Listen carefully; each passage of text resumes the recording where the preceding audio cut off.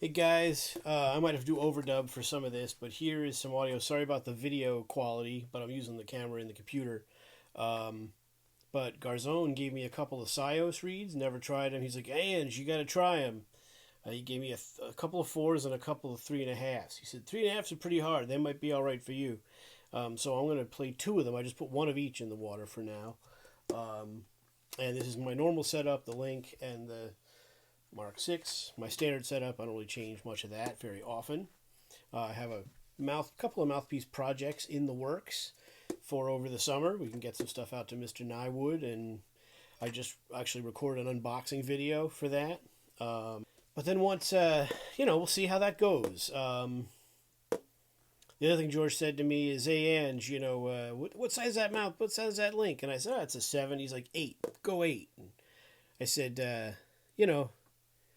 I don't know. You got one? I said, well, I sold it to Bill Jones. He said, get it back. So, um, I feel more comfortable in the 7 department. I understand what he's saying. Because I am at that point sometimes where I'm pretty maxed out as far as air into the piece and whatever. But I find personally, I just get a little more tired here on the bottom lip with a larger opening. Doesn't always work that well for me. But that's everybody's different. But I understand what he's trying to say. Um, you know, those little 30-second private lessons you get from these guys, little advices that can help a lot if you know how to wash it through the sieve of what you're going through and what your thing is. You don't want to just blindly jump into something when someone says, hey, try this. But if you think about what you're doing and all that kind of stuff and put some thoughtfulness into it, then these things can be really, really helpful. Uh, when I'm talking to cats, I try to give them both sides of the story, and I try to talk about what's going to work better, this and that, within reason. So anyway, so here is, I think, the 4. Let's find out. This is the 3.5 of the SYOS. He gave me 2 of those and 3 4s. So sorry for all the weird numbers, but it's to be lined up all right. And I flattened the back of the reeds with the Reed Geek. It's really all the reed prep I do, so I figured why not do it with these, because I would do it with my other ones anyway.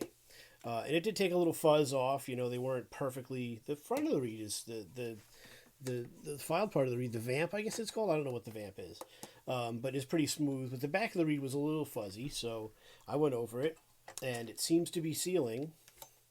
Let's check. Yeah, nice pop to it. It's doing what a good reed should do. I don't want to blow you out on the mic. I might turn that down now, and then I'll have to mess with the audio of my talking. I'm actually going to do that. Test.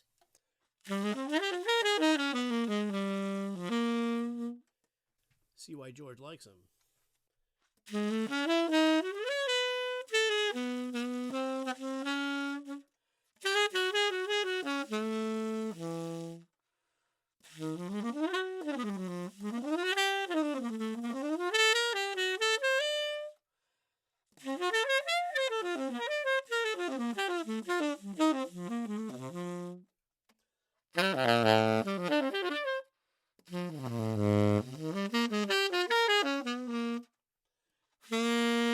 Does the subtone? I like the C. C's a big one.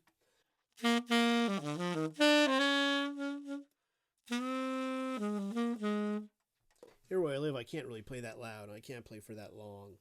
My downstairs neighbors are kind of terrible. Haha, good times. Good times. So anyway, I'm trying really not to, but let's try the number 4. Eh? All right. Well, this is done. Well, this is the other 3.5. So this is not a 3.5 and then a 4. We'll try the 4s tomorrow, maybe. But I guess we'll try the other 3.5 and see how it goes, and we'll try one of the 4s tomorrow or something. Again, I really don't want to play that long here at the house. It's kind of a bummer. But that's life. I'm able to shed a lot where I work, different places I teach, so it works out okay. It's just, there's other stuff, music I can do here. I can play with the keyboard low or with headphones on at night. I can write music and learn music, but playing the horn. I mean, you could probably hear me 3 towns over. I mean, you can understand why the people would be freaking out. And it's just been a thing over the years. If you follow the channel, you might know a little bit about that. So here's the other 3.5.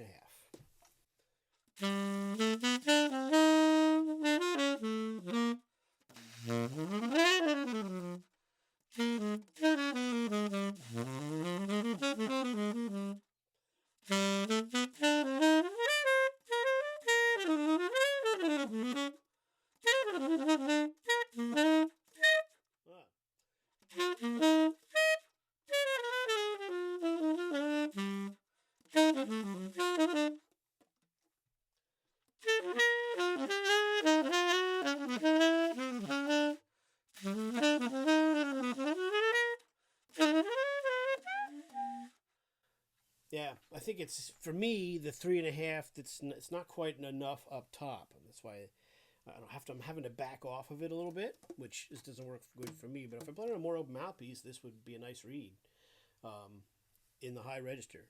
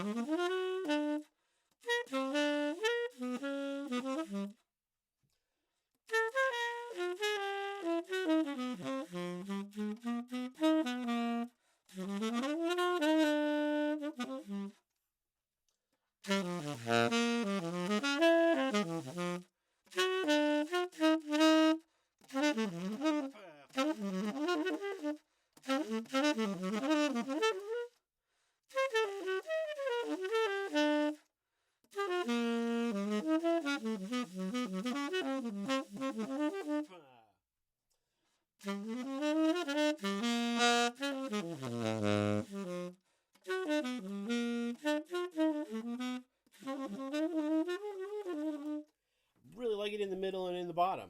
Up top, I'm not sure. Maybe the 4s will fix that when we try them. Maybe in this video. I don't know. So for now, I'll say adios and good night. Thanks for so much for watching the channel. Let me know what you think of the sound of these reeds. Ultimately, I think they sound really good.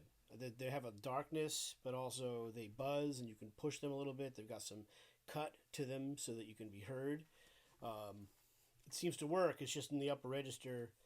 Time will tell. Yeah, you can adjust, but I don't want to adjust away from the reeds I currently play, unless I'm making a decision to, okay, now I play these reeds. So there are the 3.5s. Maybe we'll try the 4s in another video. We'll take a look at some mouthpiece projects also in another video that we got coming up. I don't do a lot of that kind of stuff, but I do occasionally keep an eye out for a deal, for a blank to work on, and try and continue to find tenor mouthpieces I like, soprano mouthpieces I like, that kind of stuff. So, thanks for watching. Saxophone Geek, Andy Volker out of Boston. Keep well, and as Ted Cash used to say, hope your reeds run right. We'll see you next time.